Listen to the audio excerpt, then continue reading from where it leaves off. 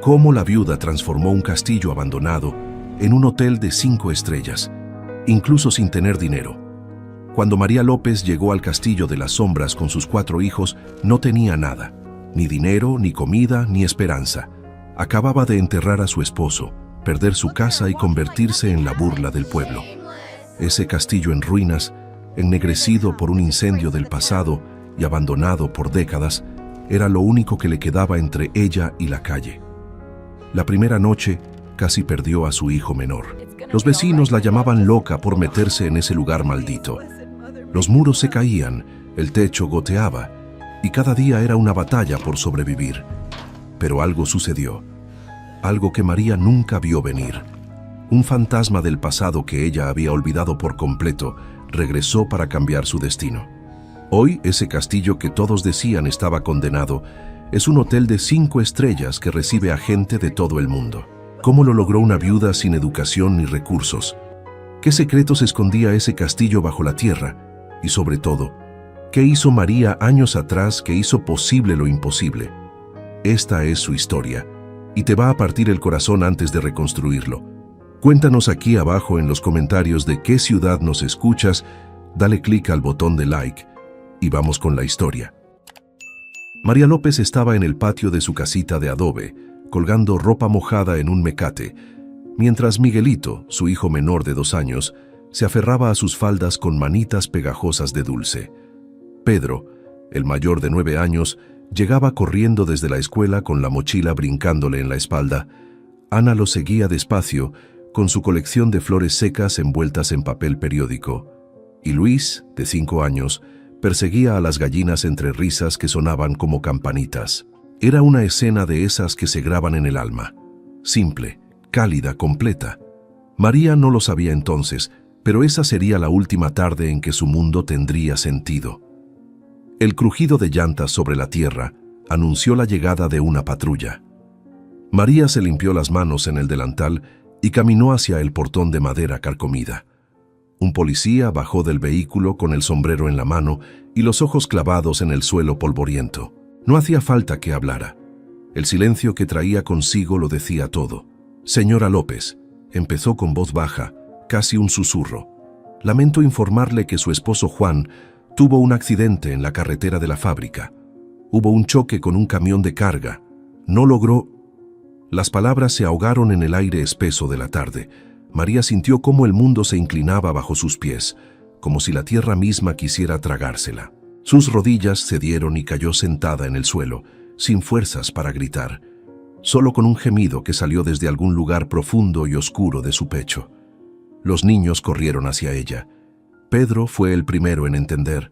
Su carita se arrugó en un llanto silencioso, mientras preguntaba, «¿Papá ya no va a volver, mamá?». Ana se acurrucó contra su brazo, temblando como una hoja en el viento. Luis repetía, «¿Dónde está papá? ¿Dónde está?», sin comprender por qué su madre lloraba así, de esa forma que partía el aire en dos. Miguelito, ajeno a todo, solo lloraba porque los demás lloraban, porque sintió el miedo atravesar el patio como un cuchillo. El policía se quedó parado unos minutos más, incómodo, murmurando algo sobre trámites y funerarias, pero María ya no escuchaba. El zumbido en sus oídos era más fuerte que cualquier palabra. Esa noche no durmió. Se quedó sentada en la cama que había compartido con Juan durante 11 años, mirando el hueco vacío a su lado, sintiendo todavía el olor a sudor y colonia barata que él usaba. Los niños dormían apiñados en el otro cuarto, abrazados entre sí como cachorros asustados. María apretó los puños hasta clavarse las uñas en las palmas. ¿Y ahora qué?, pensó. Juan no tenía seguro de vida. La camioneta todavía se estaba pagando.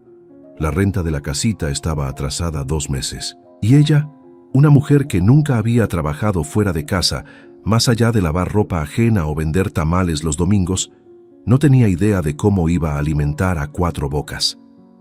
El pánico le apretó la garganta como una mano invisible. El funeral fue 3 días después. Los vecinos ayudaron con lo que pudieron. Un ataúd de pino barato, flores del campo que los niños recogieron con manos temblorosas, pan dulce y café aguado para los asistentes.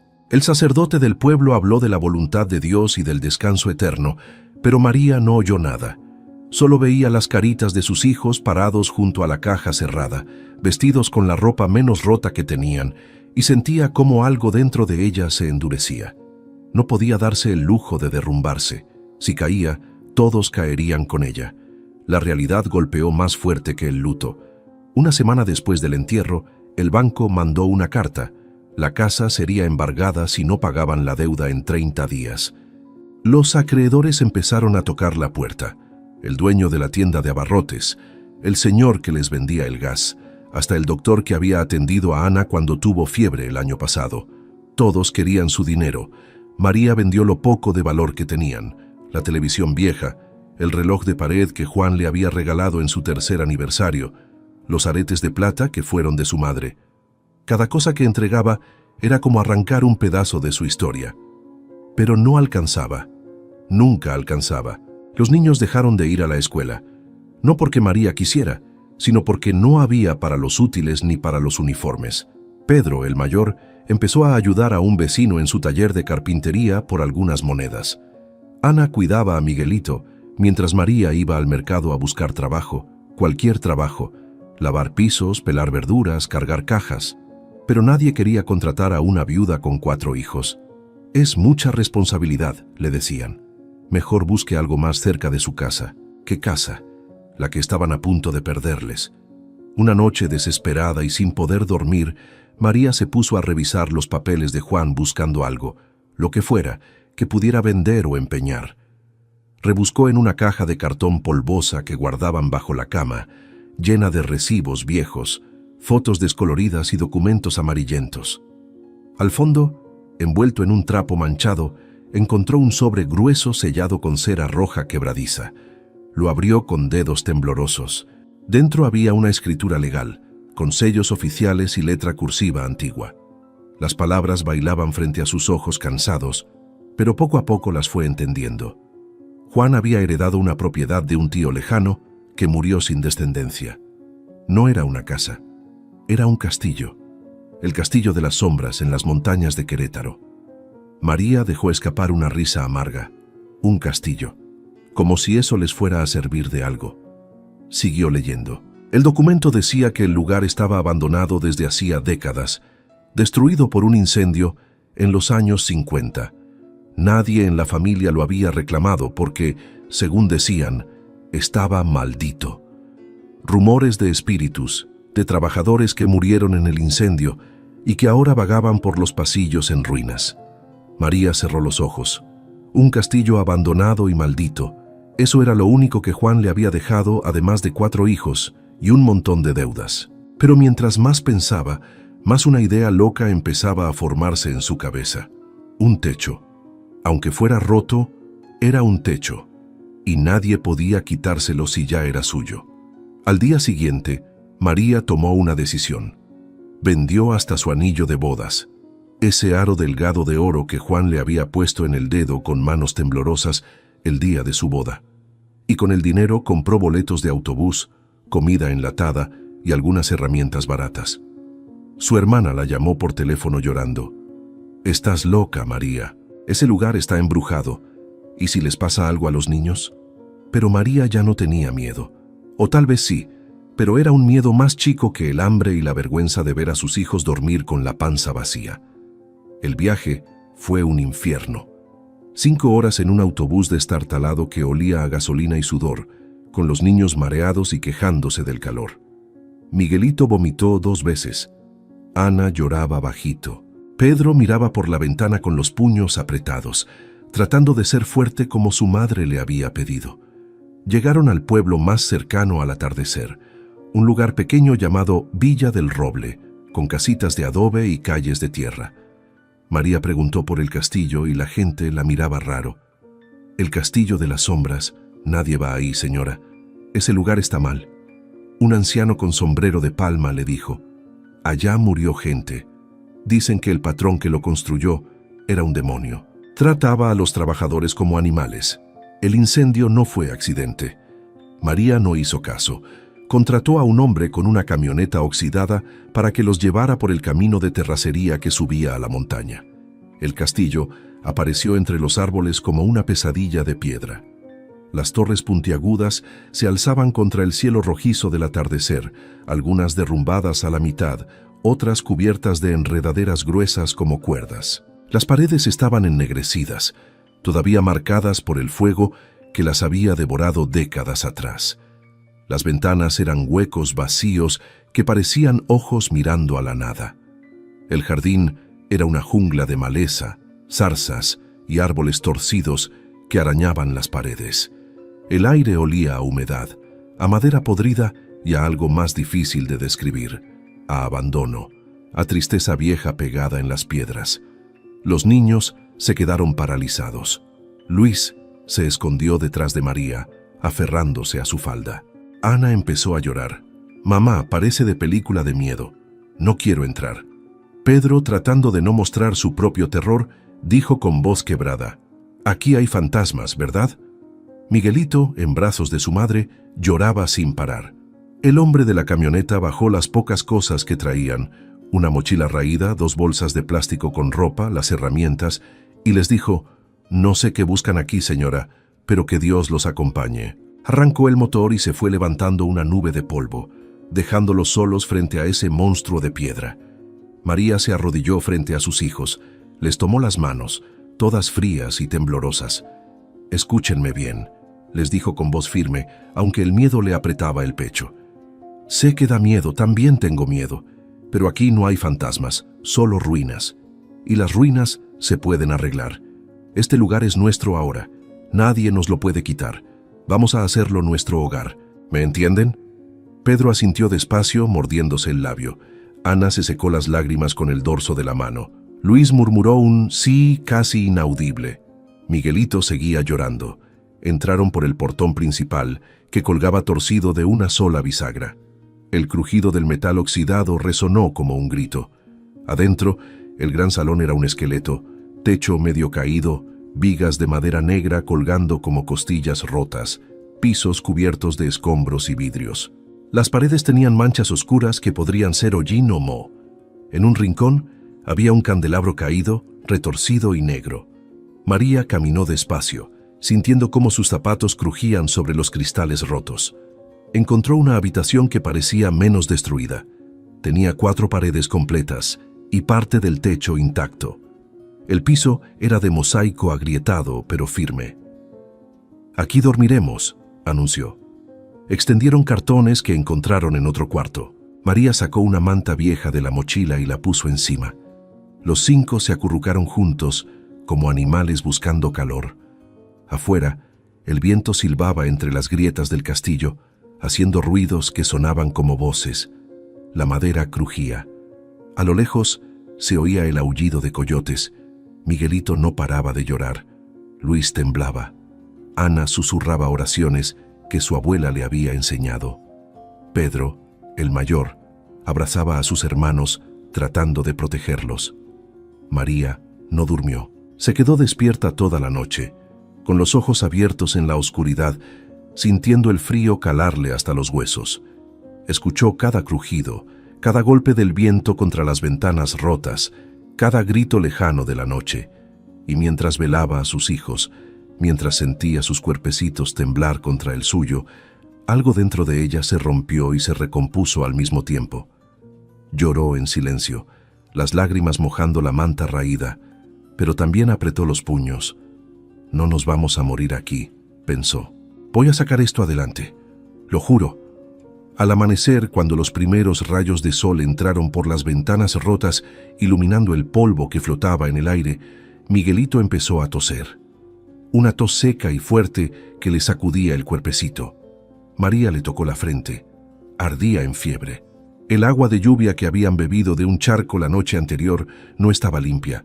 El niño gemía, con los ojos vidriosos y los labios resecos. María lo envolvió en su rebozo y salió corriendo del castillo sin decir nada a los otros niños. Bajó el camino de la montaña casi corriendo, tropezando con piedras, con el corazón martillándole en el pecho. Llegó a Villa del Roble 1 hora después, con los pulmones ardiendo y el niño cada vez más caliente en sus brazos. Tocó la puerta de la primera casa que vio con un letrero que decía «Doctor». Un hombre mayor abrió, con lentes y bata blanca manchada. Vio a Miguelito y su expresión cambió. «Pase, rápido». La revisión fue breve pero clara. Deshidratación y principio de infección. El doctor le dio medicinas y suero oral. «Señora, esto es peligroso para un niño tan chico. ¿Dónde vive usted?». María bajó la mirada. «En el castillo». El hombre la miró con una mezcla de lástima y reproche. «Ese lugar no es para vivir, menos con niños. Vuelva a su casa, por Dios». María apretó a Miguelito contra su pecho.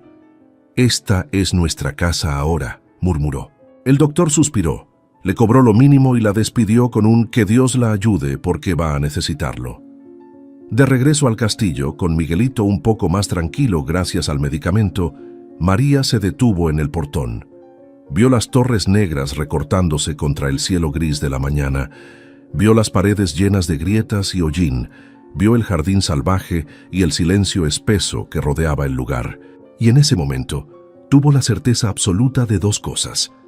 La primera, que este lugar podía matarlos a todos si no hacía algo pronto. La segunda, que no tenía a dónde más ir. Entró y encontró a sus otros 3 hijos despiertos, asustados, esperándola. «¿Miguelito está bien?», preguntó Pedro con voz temblorosa. María asintió tragándose las lágrimas. «Va a estar bien. Todos vamos a estar bien». Pero mientras lo decía, mientras veía sus caritas sucias y cansadas, mientras sentía el peso del castillo presionando sobre ellos como una lápida, una pregunta le taladró la mente. ¿Cómo diablos iban a sobrevivir en este infierno de piedra y ceniza? Los primeros días en el castillo fueron una pesadilla de la que no podían despertar. María y Pedro pasaban horas moviendo escombros. Ladrillos ennegrecidos que pesaban como plomo, vigas de madera podrida llenas de astillas, vidrios rotos que les cortaban las manos hasta sangrar. Ana y Luis, demasiado pequeños para cargar cosas pesadas, se dedicaban a arrancar maleza del jardín, pero las espinas se les clavaban en las palmas y terminaban llorando. Miguelito, todavía débil por la infección, se quedaba sentado en un rincón envuelto en el rebozo, mirándolos con ojos grandes y asustados. Comían lo que podían, frijoles de lata fríos porque no tenían estufa, tortillas duras que María compraba en el pueblo con las últimas monedas, frutas silvestres del bosque que a veces les causaban dolor de estómago.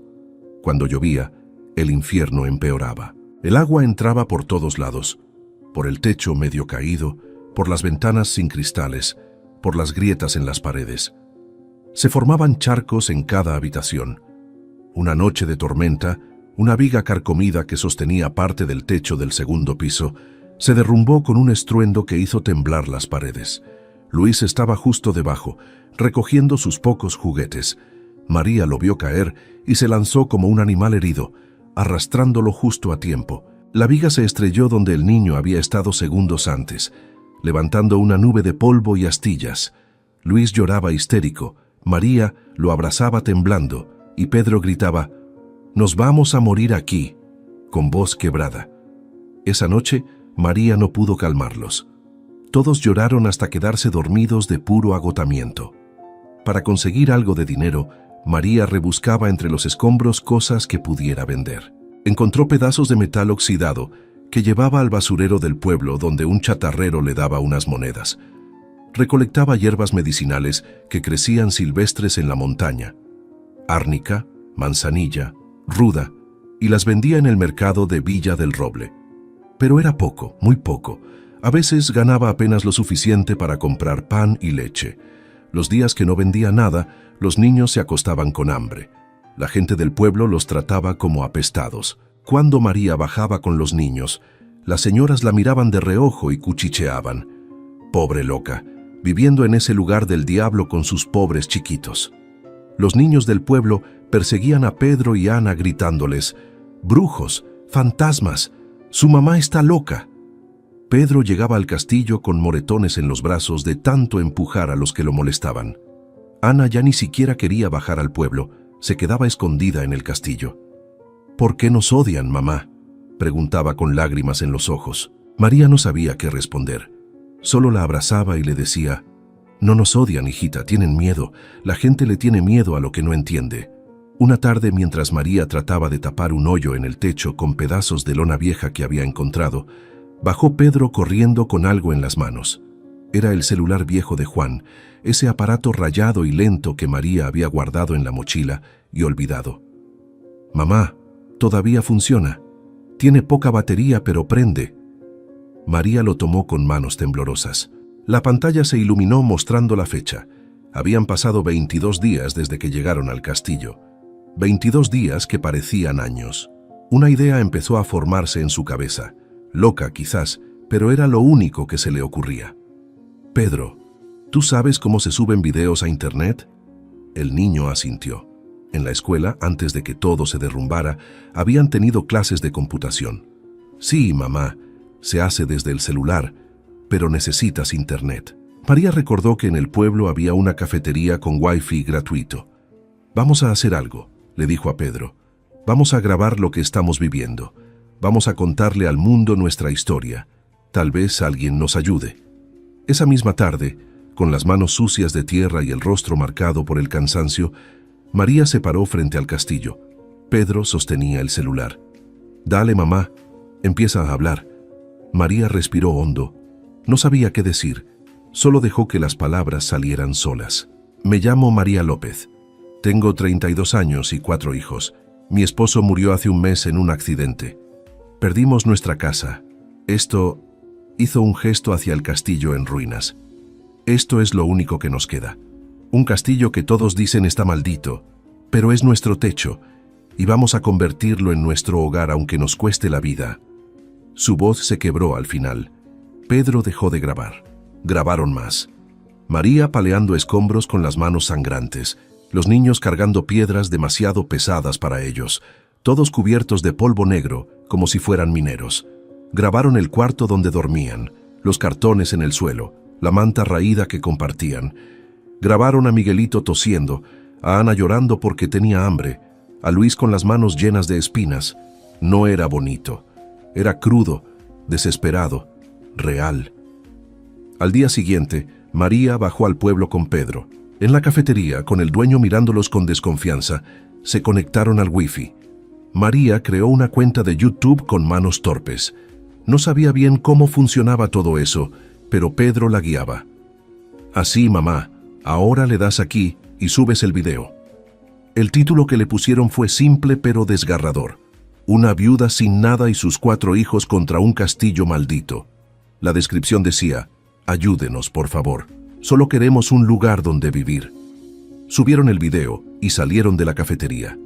El dueño les gritó: «No vuelvan si no van a consumir nada». Durante días, nada pasó. María revisaba el celular cada vez que bajaba al pueblo a vender sus hierbas, buscando señal. El video tenía 3 visitas, luego 7, luego 15. Nadie comentaba, nadie ayudaba. María sintió cómo la desesperanza la iba tragando como arenas movedizas.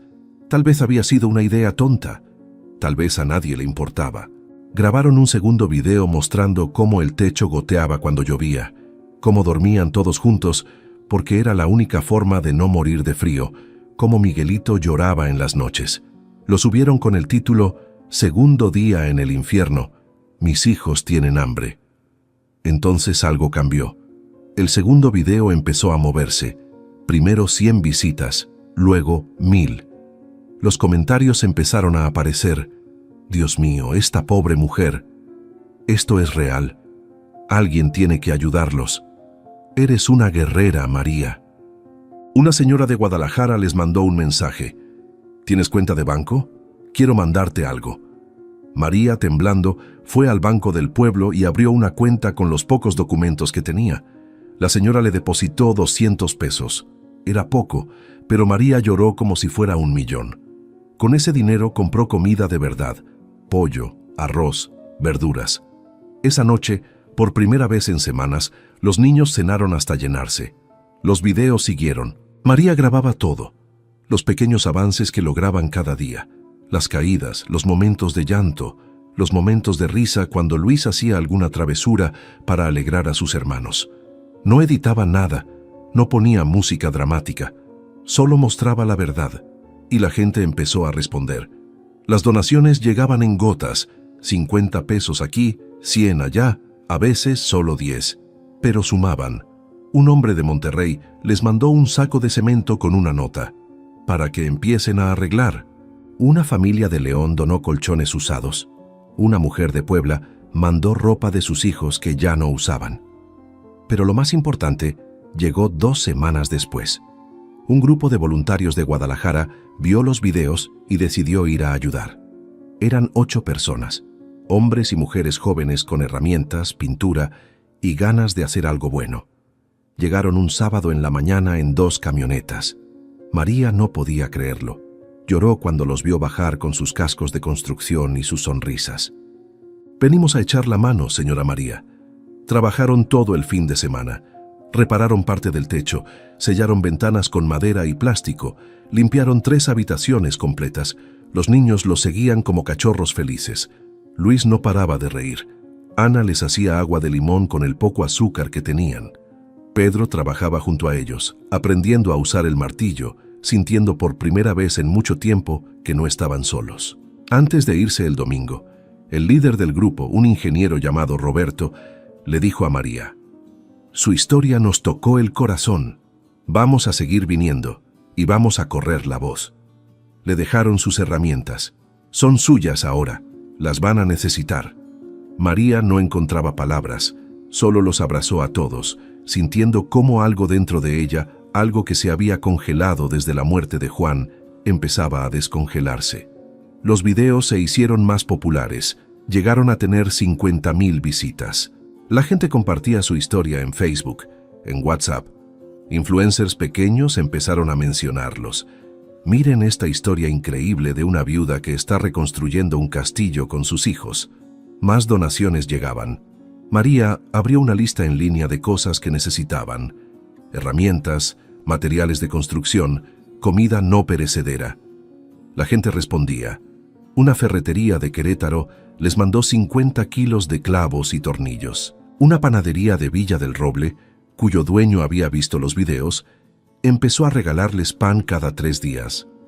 Para los niños, decía el panadero, un señor gordo con bigotes que ya no los miraba raro. María aprendió de tutoriales en YouTube. Se pasaba las noches cuando los niños dormían, viendo videos de construcción en el celular mientras la batería aguantara. Cómo mezclar cemento en las proporciones correctas, cómo arreglar tuberías rotas, cómo sellar grietas con masilla barata, cómo pintar sobre paredes dañadas. Sus manos se volvieron callosas como piedra, sus uñas se rompieron y ennegrecieron, su espalda le dolía tanto que a veces no podía levantarse en las mañanas, pero seguía. Pedro se convirtió en su mano derecha, aprendiendo todo lo que ella aprendía. Ana descubrió que tenía talento para la decoración. Con las pinturas donadas, empezó a pintar flores en las paredes que habían limpiado. Luis se encargaba de acarrear agua del río cercano en cubetas. Miguelito, ya recuperado y caminando, era el que levantaba el ánimo cuando todos estaban cansados con su risa de bebé.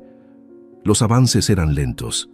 A veces pasaban días enteros trabajando en una sola habitación. Pero cada habitación terminada era una victoria. Cada ventana sellada, cada hoyo tapado, cada pared limpiada. El castillo empezaba a verse menos como una tumba y más como un proyecto. Todavía aterrador, todavía lleno de peligros, pero suyo. Hubo noches oscuras, noches en que María se arrodillaba en el suelo de mosaico frío del gran salón, con las manos juntas, rezando a la Virgen de Guadalupe que colgaba en una estampa rota que había encontrado entre los escombros. Madrecita Santa, no me dejes sola, dame fuerza, por mis hijos, dame fuerza. Lloraba en silencio para que los niños no la oyeran. Lloraba por Juan, por la vida que habían perdido, por el futuro incierto, pero cada mañana se levantaba, se lavaba la cara con agua fría del río y volvía a trabajar. 3 meses después de haber llegado al castillo, la transformación era visible. Tenían 4 habitaciones completamente habitables, con techos sólidos y ventanas que cerraban.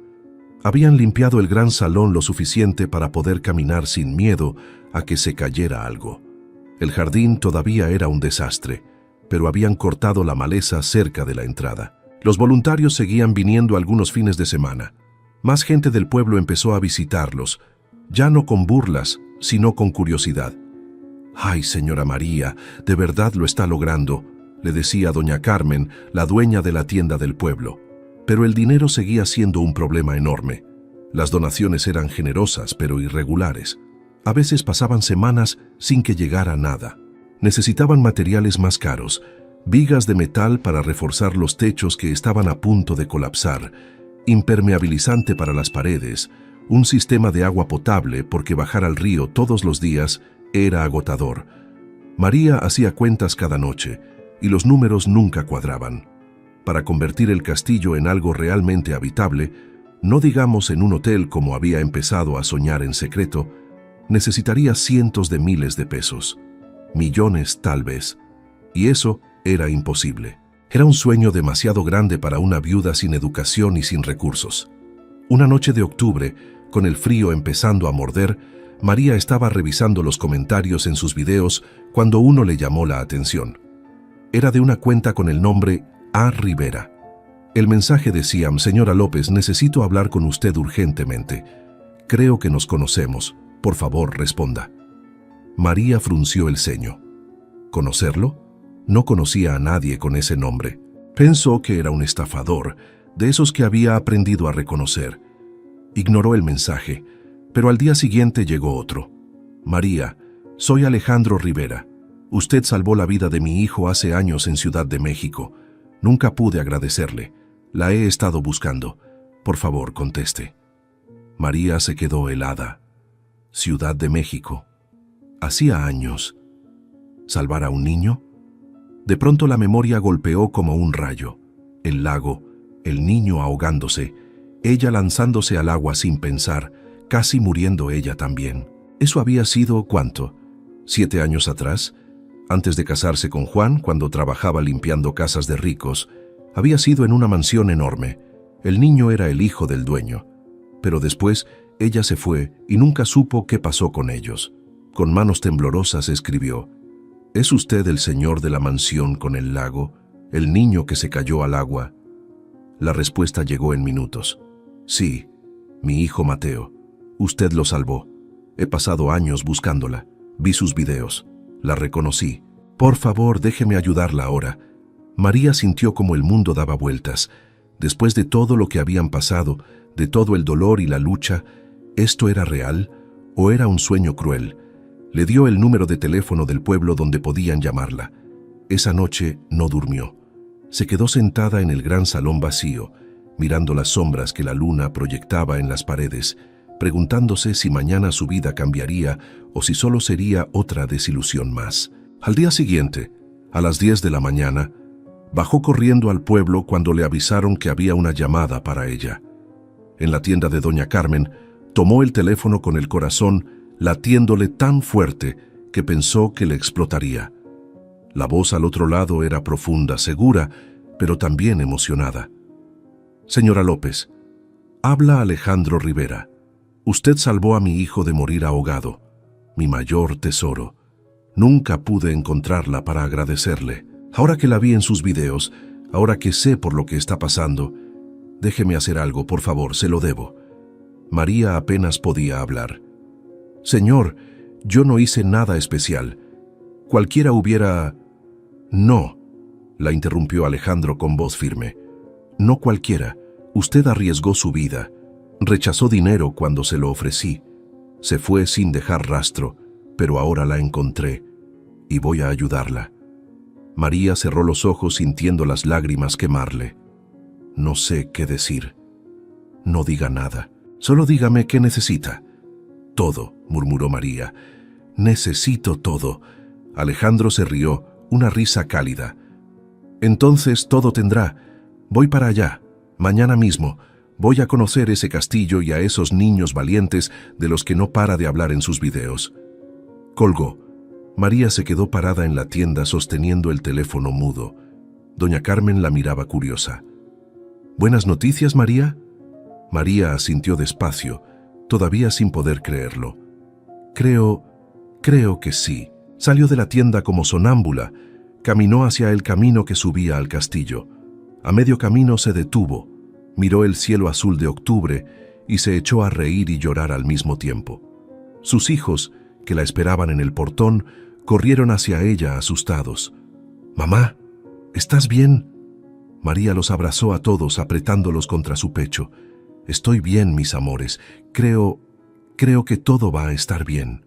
Esa noche, mientras los niños dormían en sus colchones donados bajo techos que ya no goteaban, María salió al jardín salvaje. La luna llena iluminaba las torres del castillo, haciéndolas brillar plateadas. El lugar ya no le daba tanto miedo. Ya no veía fantasmas. Veía posibilidades. Se arrodilló en la tierra fría y juntó las manos.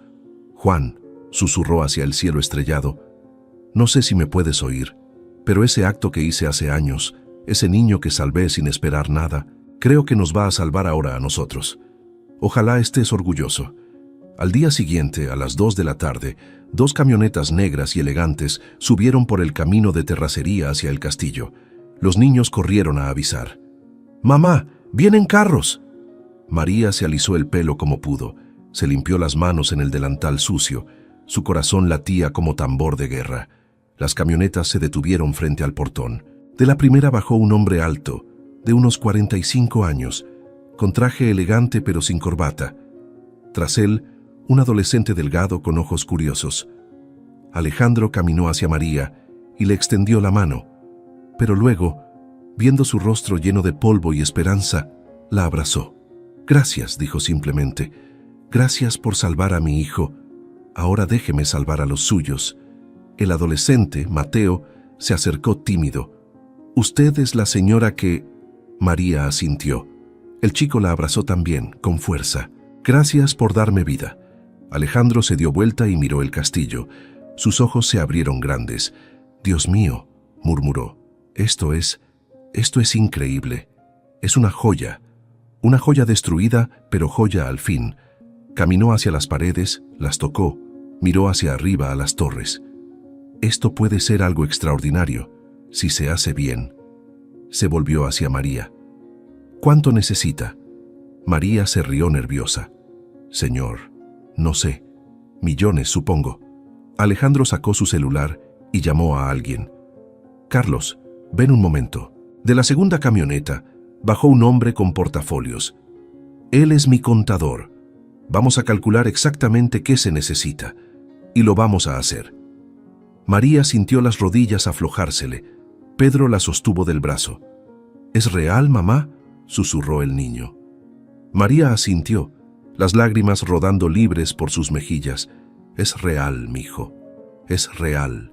Pero en ese momento, mientras Alejandro empezaba a caminar por el castillo tomando notas y haciendo llamadas, mientras sus hijos reían por primera vez en meses con verdadera alegría, mientras el sol brillaba sobre las piedras del castillo, iluminando años de oscuridad, María no sabía que en el pueblo, en la cantina, 3 hombres borrachos observaban las camionetas lujosas con ojos llenos de codicia y envidia. Uno de ellos, Ramiro Sánchez, dueño de tierras vecinas que siempre había querido apropiarse del castillo, apretó su vaso de mezcal hasta que los nudillos se le pusieron blancos.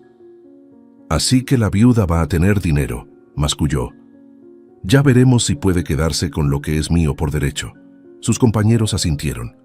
Y en la oscuridad de la cantina empezaron a planear algo que haría tambalear todo lo que María acababa de ganar. Los trabajos comenzaron a la semana siguiente con una velocidad que dejó a María sin aliento. Alejandro contrató a los mejores: arquitectos especializados en restauración de edificios históricos, ingenieros estructurales, maestros albañiles con décadas de experiencia.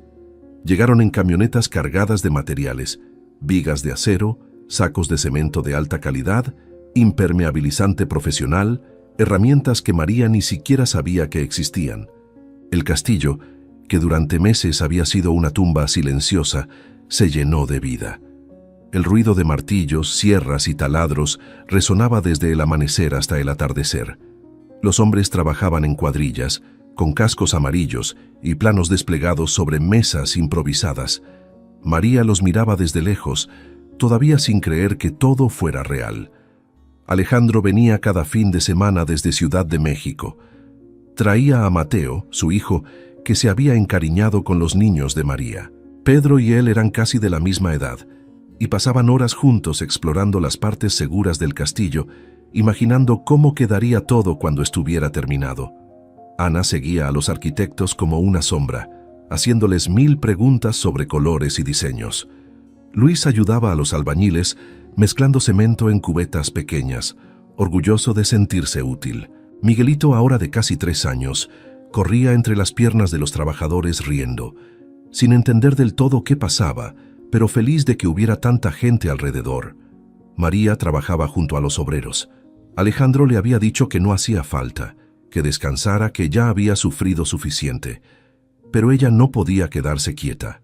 «Es mi castillo», le dijo con firmeza. «Necesito saber cómo se hace cada cosa. Necesito poner mis manos en cada piedra». Los trabajadores la respetaban por eso. Al principio la veían con lástima, la pobre viuda que había vivido en la miseria. Pero después de verla cargar bultos de cemento, subir escaleras peligrosas, trabajar bajo el sol hasta que las manos le sangraban, empezaron a tratarla como una más.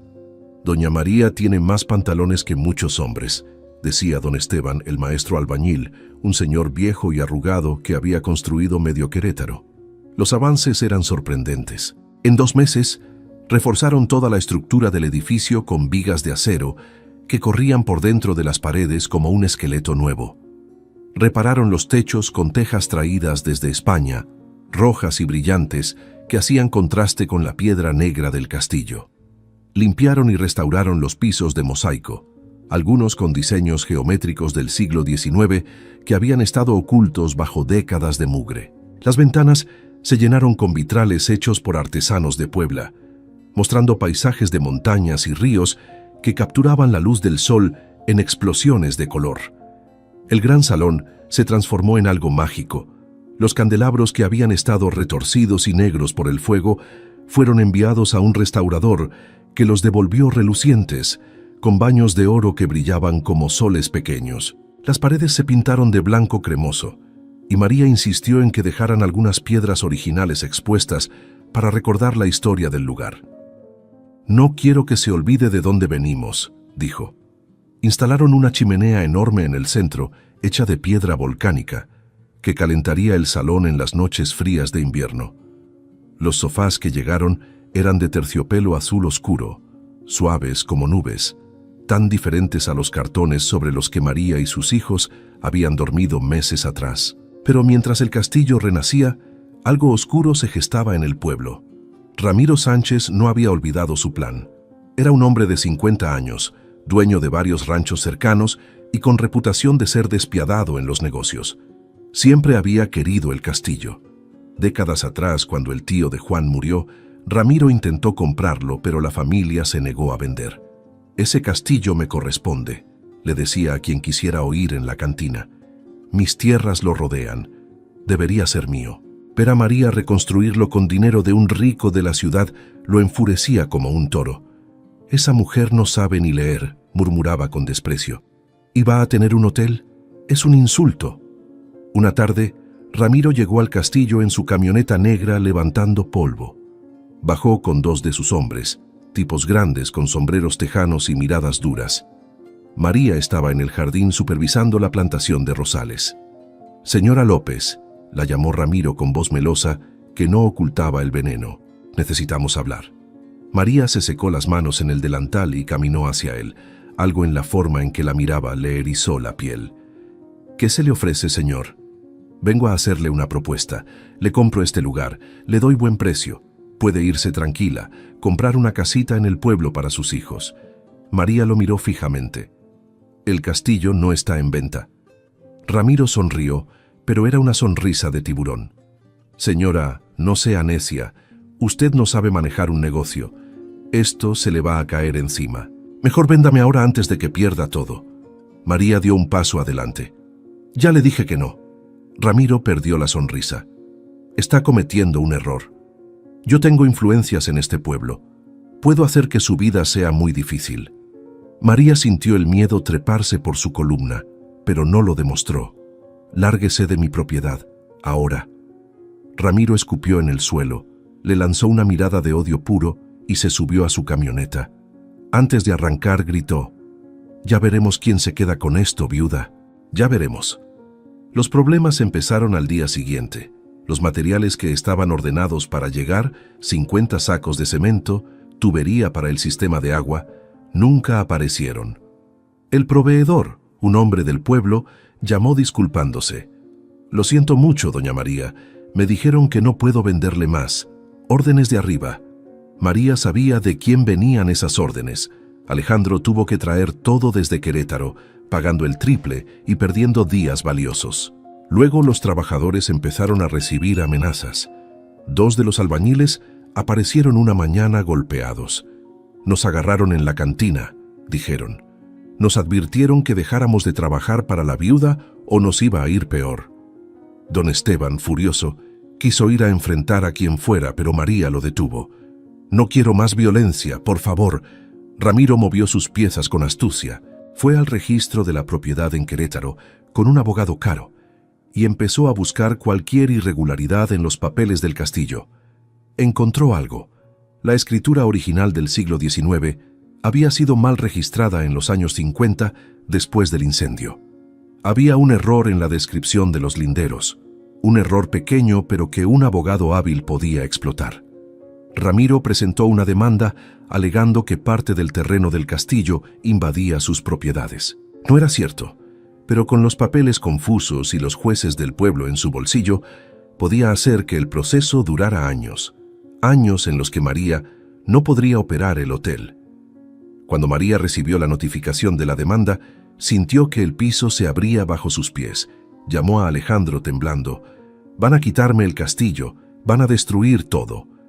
Alejandro, desde su oficina en Ciudad de México, apretó los puños. «Nadie te va a quitar nada.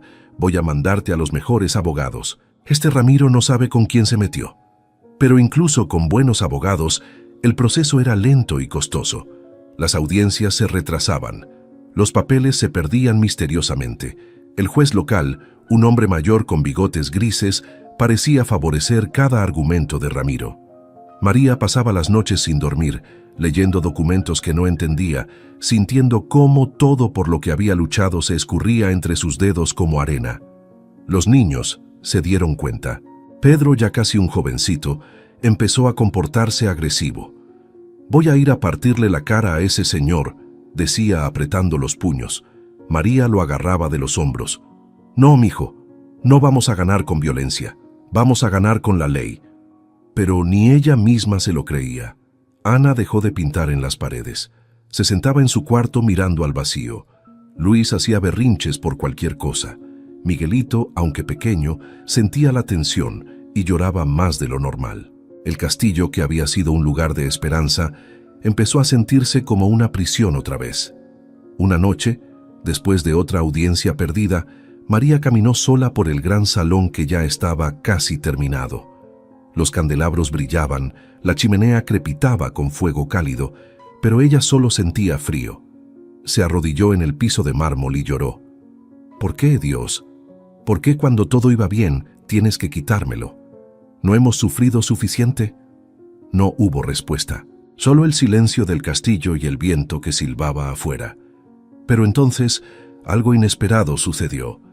Los videos de María, que había dejado de subir durante las últimas semanas por estar tan angustiada, habían seguido circulando. Su historia había llegado a un programa de televisión nacional llamado Historias de Fe, donde contaban casos de personas que superaban tragedias. Una productora la contactó. «Queremos hacer un especial sobre usted. Su historia es inspiradora». María, desesperada, aceptó. Tal vez si más gente sabía lo que le estaba pasando, alguien podría ayudar. El programa salió al aire un domingo por la noche. Millones de personas vieron la historia completa: la muerte de Juan, la llegada al castillo maldito, el rescate del niño años atrás, la ayuda de Alejandro y ahora la lucha legal contra Ramiro. La respuesta fue inmediata y masiva. Las redes sociales explotaron. Justicia para María se volvió tendencia en Twitter. Periodistas empezaron a investigar a Ramiro y descubrieron un historial de despojos similares. Había usado el mismo truco legal para quitarles tierras a familias humildes en el pasado. La presión pública fue brutal. Grupos de derechos humanos se involucraron. Un senador de la República mencionó el caso en el Congreso. Ramiro, acostumbrado a operar en las sombras, no supo cómo manejar la luz. Sus negocios empezaron a ser investigados. El juez local, con tantos ojos encima, tuvo que actuar con más imparcialidad. La demanda empezó a desmoronarse. Los abogados de Alejandro, con recursos ilimitados, encontraron los documentos originales que probaban sin duda que el castillo era 100% de María. En una audiencia tensa frente a un juzgado lleno de reporteros y activistas, el juez desestimó la demanda de Ramiro. No hay evidencia de invasión de propiedad. El Castillo de las Sombras pertenece legalmente a la señora María López. El martillazo resonó como un trueno. María, sentada en la sala con Alejandro a su lado y sus 4 hijos detrás, sintió como algo dentro de ella explotaba. Lloró, pero esta vez de alivio. Ramiro salió del juzgado con la cara roja de furia, rodeado de cámaras. «Esto no termina aquí», gritó. «Haré que se arrepientan». Pero su voz sonaba hueca. Todos sabían que había perdido. El trabajo en el castillo se aceleró. Sin amenazas legales, los proveedores regresaron. Los trabajadores, envalentonados por la victoria, trabajaban con más ganas. El jardín floreció con rosales blancos y rojos. El lago artificial que María había pedido, en honor al lago donde salvó a Mateo, se llenó con agua cristalina y fuentes que danzaban iluminadas por luces de colores.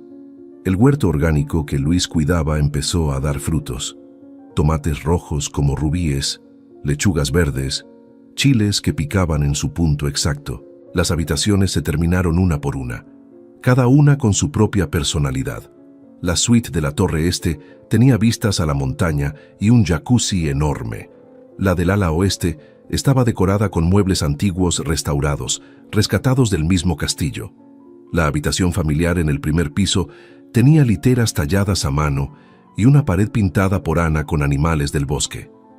Los baños tenían duchas de lluvia, pisos calefaccionados, espejos con marcos dorados.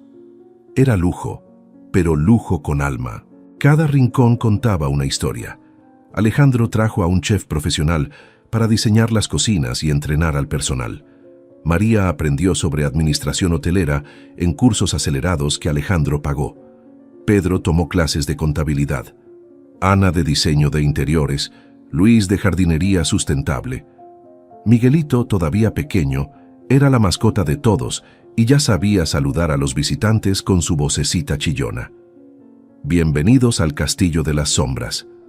La gente se derretía. 6 meses después de la victoria legal, el hotel abrió sus puertas. Fue un evento masivo. Políticos, empresarios, influencers, periodistas y, lo más importante, gente común que había seguido la historia desde el principio. La ceremonia de inauguración fue emotiva. María, vestida con un traje sencillo pero elegante que Ana le había ayudado a escoger, cortó el listón rojo frente al portón que alguna vez colgaba oxidado. «Este castillo fue mi infierno», dijo con voz clara, «y lo convertimos en nuestro cielo. Esto es para todas las mujeres que creen que no pueden. Sí pueden. Con fe, trabajo y un poco de ayuda, todo es posible». Los aplausos fueron ensordecedores. Los primeros huéspedes llegaron esa misma noche. Una pareja de luna de miel de Guadalajara, una familia con 3 niños de Monterrey, un escritor de España que buscaba inspiración. Todos quedaron maravillados. Las reseñas empezaron a aparecer en internet. 5 estrellas son pocas. No es solo un hotel, es una experiencia. La historia detrás de esto te rompe y te reconstruye el corazón. El hotel se llenó. Siempre había lista de espera. María caminaba por los pasillos en las noches, después de que los huéspedes se retiraban a sus cuartos. Tocaba las paredes que ella misma había ayudado a reconstruir. Miraba las fotos enmarcadas que colgaban en los pasillos, fotos del antes y el después, fotos de sus hijos trabajando, fotos del día que llegaron por primera vez con sus caras sucias y asustadas. «Lo logramos, Juan», susurraba hacia el aire. «Lo logramos». Alejandro visitaba seguido trayendo a Mateo. El chico, ahora de 16 años, había encontrado en el castillo un segundo hogar. «Cuando termine la prepa, quiero estudiar hotelería», le dijo a María, «y trabajar aquí contigo». Le debo mi vida y quiero pagarla haciendo esto. María lo abrazó con lágrimas en los ojos. Ya me la pagaste, hijo, con solo estar aquí. Los niños de María crecían felices. Pedro, de 17, manejaba las finanzas del hotel con sorprendente habilidad. Ana, de 15, era la directora de diseño, y cada temporada cambiaba la decoración con temas nuevos. Luis, de 13, manejaba el huerto y daba tours a los huéspedes enseñándoles sobre agricultura orgánica. Miguelito, de 7, era la estrella. Recibía a los huéspedes en la entrada con su uniforme pequeño y su sonrisa que derretía corazones. Las propinas que le daban las guardaba en una alcancía con forma de castillo. El Castillo de las Sombras se convirtió en leyenda, no solo por su belleza o su servicio impecable, sino por la historia que representaba. Era prueba de que los finales felices existen, de que el sufrimiento puede transformarse en algo hermoso, de que una buena acción nunca se pierde. María daba entrevistas, escribió un libro con ayuda de un escritor, aparecía en conferencias motivacionales. No soy especial, decía siempre, solo soy una madre que no se rindió.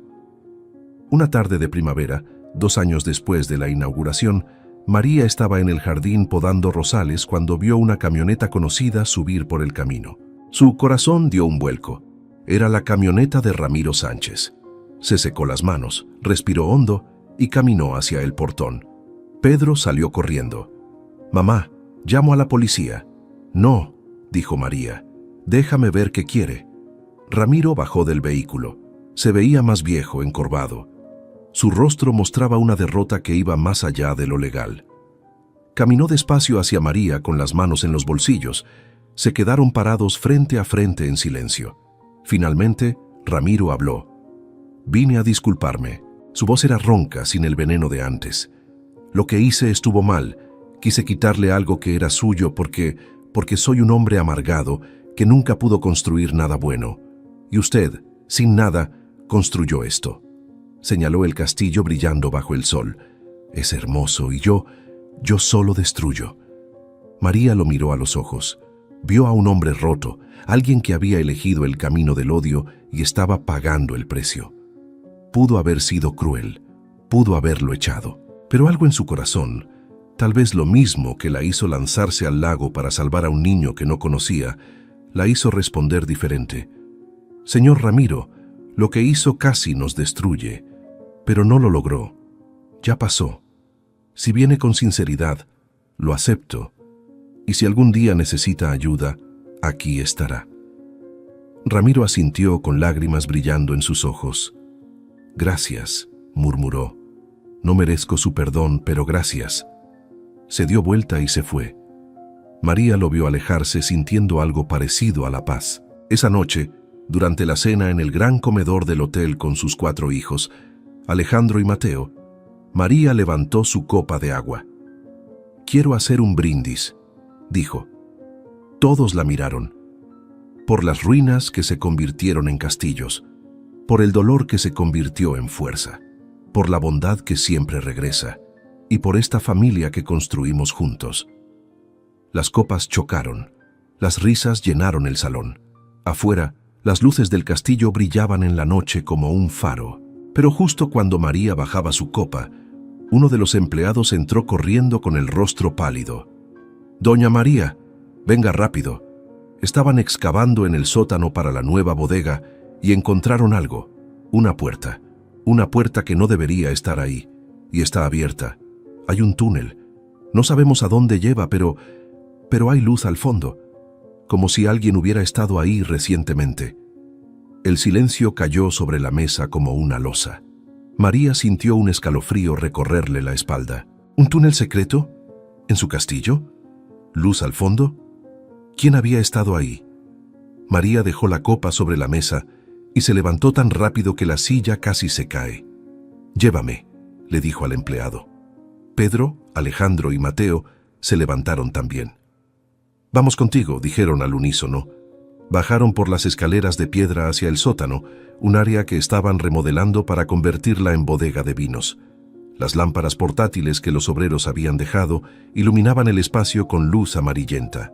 En el fondo, donde antes había una pared de piedra sólida, Ahora había un agujero.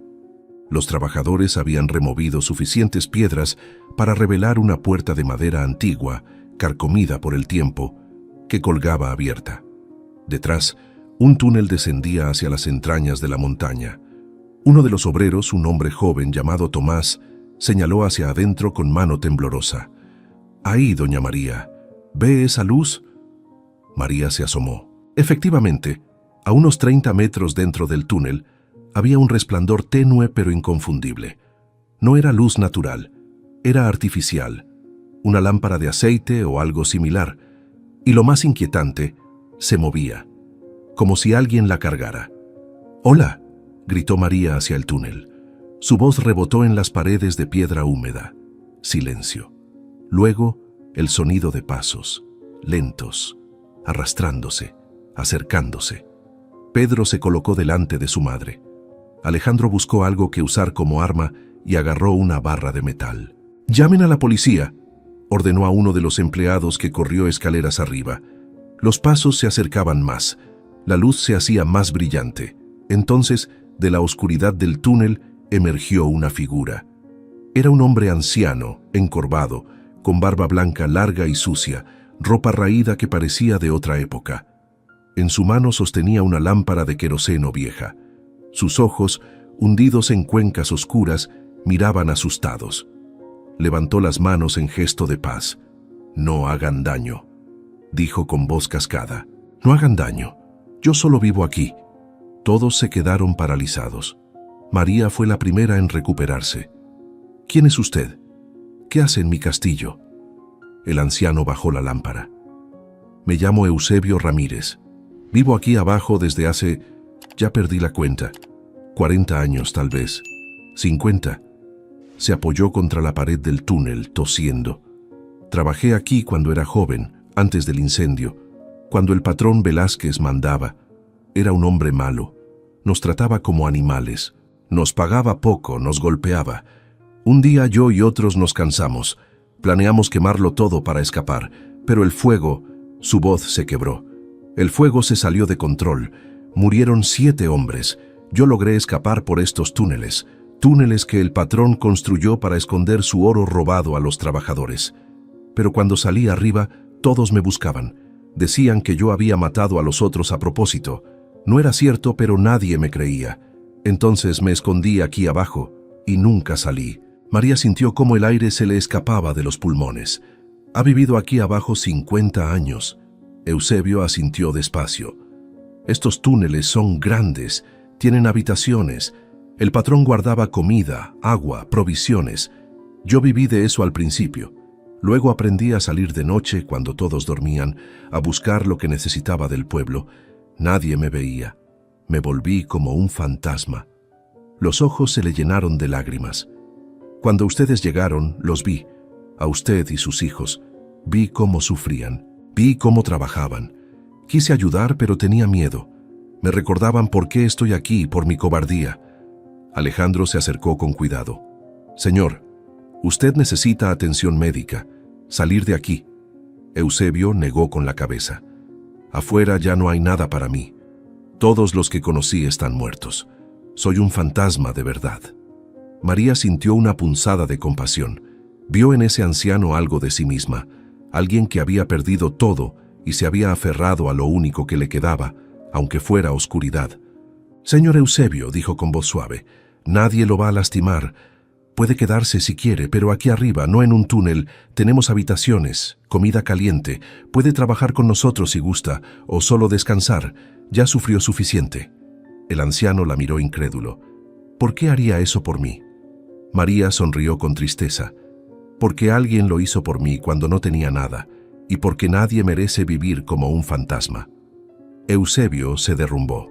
Lloró como niño, décadas de soledad rompiéndose de golpe. Pedro y Tomás lo ayudaron a subir. Era tan ligero que parecía hecho de papel. Lo sentaron en una silla en la cocina. María le sirvió sopa caliente, pan fresco. Eusebio comía despacio, como si hubiera olvidado cómo se hacía. Entre bocados contaba. Los túneles eran extensos, corrían por debajo de todo el castillo y salían en 3 lugares diferentes de la montaña. El patrón Velázquez los usaba para mover contrabando. Oro, joyas robadas, documentos falsos. Todo está ahí abajo todavía, dijo Eusebio. Cajas y cajas, nunca toqué nada, no es mío. Alejandro y María intercambiaron miradas. Al día siguiente, con Eusebio guiándolos y un equipo de seguridad, exploraron los túneles. Eran laberintos de piedra tallada, húmedos y fríos, pero estructuralmente sólidos. En una cámara grande, encontraron lo que Eusebio había dicho: cajas de madera podrida llenas de objetos, monedas de oro del siglo XIX, joyas antiguas con piedras preciosas, documentos que mostraban los crímenes del patrón Velázquez, robos, sobornos, asesinatos encubiertos, pero también encontraron algo más valioso: los registros originales del castillo, con los linderos correctos, con sellos oficiales intactos, documentos que probaban sin lugar a dudas que todo el terreno era legítimo y que nunca hubo invasión de ninguna propiedad vecina. Ramiro nunca había tenido caso. María tocó las cajas con reverencia. Esto pertenece al Estado, es patrimonio histórico. Alejandro asintió. Hay que reportarlo. Y así lo hicieron. Llamaron al Instituto Nacional de Antropología e Historia. Vinieron expertos, catalogaron todo. Los objetos fueron a museos, los documentos a archivos nacionales. Pero como recompensa por el hallazgo y por preservar el sitio, el gobierno le dio a María una suma considerable. Dinero que usó para terminar las últimas remodelaciones y para crear un pequeño museo dentro del castillo, contando la historia real del lugar. La historia de los trabajadores olvidados, del incendio, de la injusticia. Eusebio dio testimonio. Historiadores confirmaron que el incendio no fue planeado como venganza, sino un accidente durante una protesta justa. El nombre de Eusebio fue limpiado. A sus 84 años, era libre otra vez. Eusebio se quedó en el castillo. María le dio una habitación en la planta baja, con ventanas que daban al jardín. El anciano pasaba los días sentado al sol, viendo a los huéspedes ir y venir, hablando con los niños sobre cómo era la vida en el siglo pasado. Miguelito lo adoraba. «Abuelo Eusebio», le decía, aunque no fueran familia de sangre.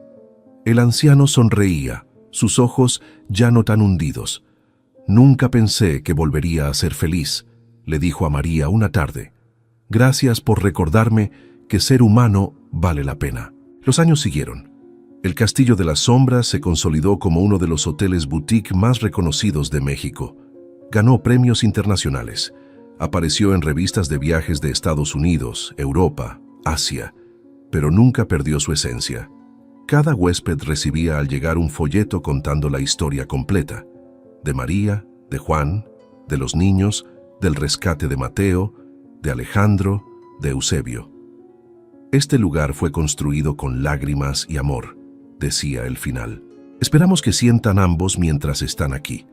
Pedro se graduó de la universidad con honores en administración de empresas y asumió el rol de gerente general del hotel. Era un joven serio de 23 años, con el mismo aplomo que tenía su padre. Ana estudió diseño de interiores en Guadalajara y regresó para manejar la parte estética del hotel. Cada temporada creaba experiencias temáticas que los huéspedes adoraban. Luis abrió una escuela de agricultura orgánica en los terrenos del castillo, enseñando a niños del pueblo y a turistas sobre sustentabilidad. Miguelito, ahora de 13, era el alma del lugar.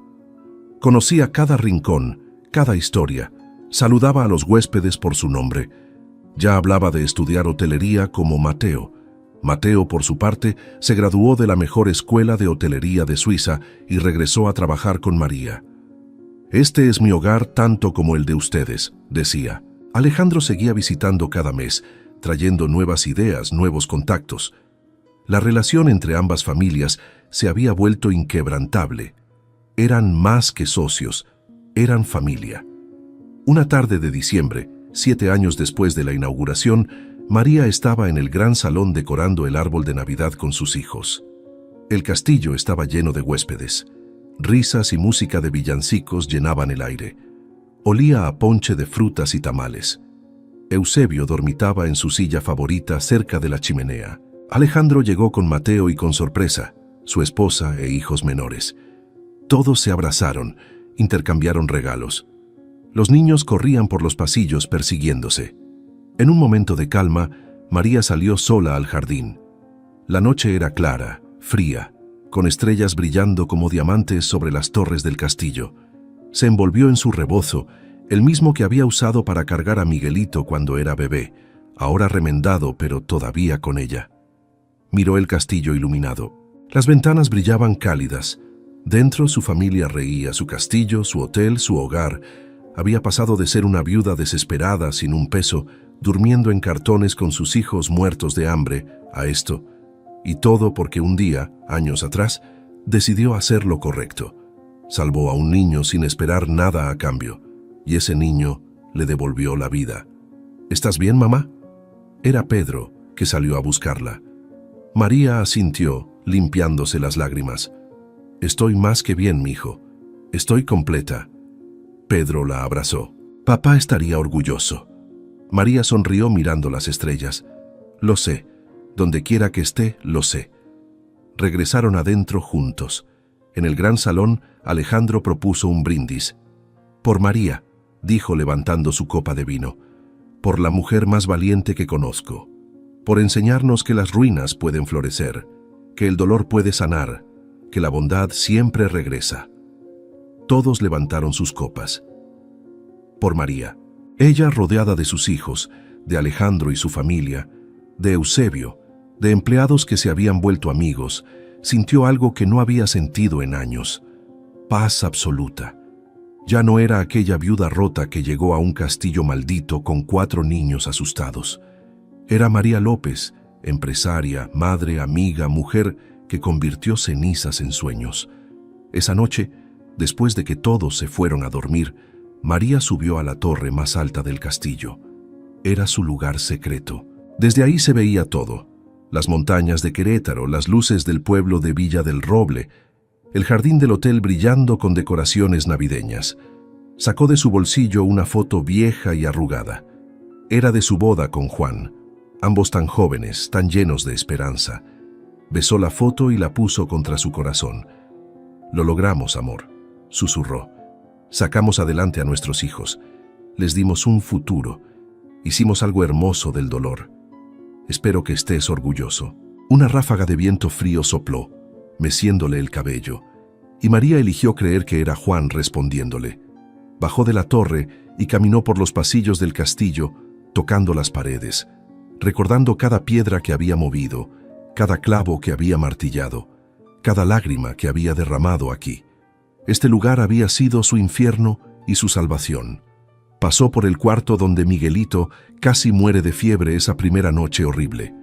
Ahora era una suite de lujo. Pasó por el salón donde lloró de desesperación. Ahora era el corazón del hotel. Todo había cambiado. Todo. Al llegar a su habitación, encontró a sus 4 hijos esperándola sentados en su cama. ¿Qué pasa?, preguntó sorprendida. Ana se levantó y le entregó un sobre. «Ábrelo». María lo abrió con manos temblorosas. Dentro había un documento legal. Lo leyó despacio, sin entender al principio. Luego lo entendió y el corazón se le detuvo. Era la escritura del hotel, modificada. Ya no estaba solo a su nombre. Ahora estaba a nombre de los 5, María, Pedro, Ana, Luis y Miguel López. «Es nuestro», dijo Pedro con voz firme. «Siempre ha sido de todos. Tú nos enseñaste que juntos podemos todo. Ahora es oficial». María los abrazó a todos, apretándolos como cuando eran pequeños. «Los amo», repetía entre sollozos. «Los amo tanto».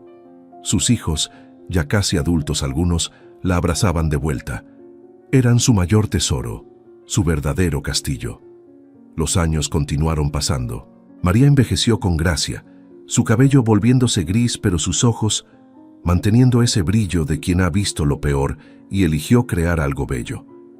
El castillo de las sombras siguió operando, generación tras generación. Pedro tuvo hijos que jugaban en los mismos jardines donde él jugó. Ana se casó con un arquitecto y juntos diseñaron una expansión del hotel. Luis convirtió el huerto en una granja completa que alimentaba el restaurante del hotel. Miguelito eventualmente Se convirtió en el director general, llevando el legado de su madre con honor. Eusebio murió a los 92 años, durmiendo tranquilo en su habitación con vista al jardín. Fue enterrado en el pueblo, ya no como el fugitivo que causó el incendio, sino como el guardián que protegió la historia del castillo. En su tumba, María puso una placa: Eusebio Ramírez, fantasma que volvió a ser humano. Descansa en paz. Alejandro y María mantuvieron su amistad hasta el final. Cuando él murió de viejo, a los 78 años, María habló en su funeral. Este hombre salvó mi vida pagando una deuda que él creía tener, pero la verdad es que nos salvamos mutuamente. Me enseñó que la gratitud no tiene fecha de caducidad. Mateo, ahora un hombre de 50 años con sus propios hijos, lloró en el hombro de María. Gracias por salvarlo ese día en el lago, le dijo. Gracias por darme un padre. El Castillo de las Sombras se convirtió en leyenda viva, no solo un hotel sino un símbolo, de que lo imposible es posible, de que el dolor no es el final sino a veces el principio, de que una buena acción sembrada en el pasado puede florecer en el futuro cuando menos lo esperas. Turistas venían de todo el mundo no solo para hospedarse, sino para conocer la historia real. Tocaban las paredes sintiendo el peso de los años. Caminaban por los túneles, ahora convertidos en tours guiados. Veían las fotos del antes y después, y no podían creer que fuera el mismo lugar. María López, la viuda que llegó con 4 hijos y nada más que un castillo maldito, vivió hasta los 86 años. Murió tranquila en su cama, rodeada de sus hijos, nietos y bisnietos. Sus últimas palabras fueron: no tengan miedo de las ruinas. Las ruinas son solo oportunidades disfrazadas. Su funeral fue masivo. Gente de todo México vino a despedirla. El presidente envió una carta reconociendo su legado. Pero lo más hermoso fue ver a sus hijos, todos exitosos y felices, parados junto a su ataúd sin lágrimas de tristeza, sino de gratitud. Vivió plenamente, dijo Pedro. Nos enseñó todo. La enterraron en el jardín del castillo, bajo un rosal blanco. Su tumba decía simplemente: María López, madre, guerrera, constructora de sueños. El Castillo de las Sombras sigue operando hasta hoy. Es manejado por la tercera generación de la familia López. Cada nuevo empleado el primer día recibe un tour especial donde le cuentan la historia completa. Le muestran la habitación de cartones donde María y sus hijos durmieron esa primera noche horrible, ahora preservada como museo. Le muestran las herramientas que usó, las fotos, los videos. Ella empezó con nada, les dicen, y miren lo que construyó. Ustedes son parte de ese legado ahora. Y en las noches tranquilas, cuando el castillo duerme y solo se oye el viento silbando entre las torres, algunos empleados juran que ven una figura en el jardín. Una mujer con rebozo, caminando entre los rosales, tocando las flores, mirando el castillo con amor. Los más escépticos dicen que es solo sombras, pero los que conocen la historia saben mejor. Es María, todavía cuidando su hogar, todavía asegurándose de que el lugar donde casi murió con sus hijos siga siendo el lugar que los salvó, y donde miles de otros encuentran esperanza. Porque esa es la verdad que María López demostró con su vida, que no importa qué tan oscuro esté el túnel, siempre hay luz al final si sigues caminando. Que las buenas acciones nunca se pierden, solo esperan el momento correcto para regresar multiplicadas.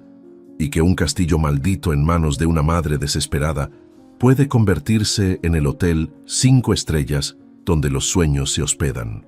La historia de María nos enseña que las ruinas no son el final, sino el lienzo donde podemos pintar nuestro futuro. Que cada acto de bondad que hacemos, aunque parezca olvidado, vive esperando el momento perfecto para regresar multiplicado. Que cuando crees que ya no tienes nada, todavía te tienes a ti mismo, y eso basta para empezar. No importa cuán oscuro sea el túnel, cuán pesadas las piedras o cuán fuerte sople el viento contra ti. Si te levantas cada mañana y pones un ladrillo más, si no abandonas cuando el mundo te dice que estás loca, vas a construir tu propio castillo, porque los milagros no caen del cielo. Los construimos con manos callosas, lágrimas que riegan los cimientos y un corazón que se niega a rendirse. No olvides suscribirte aquí en nuestro canal. Un fuerte abrazo.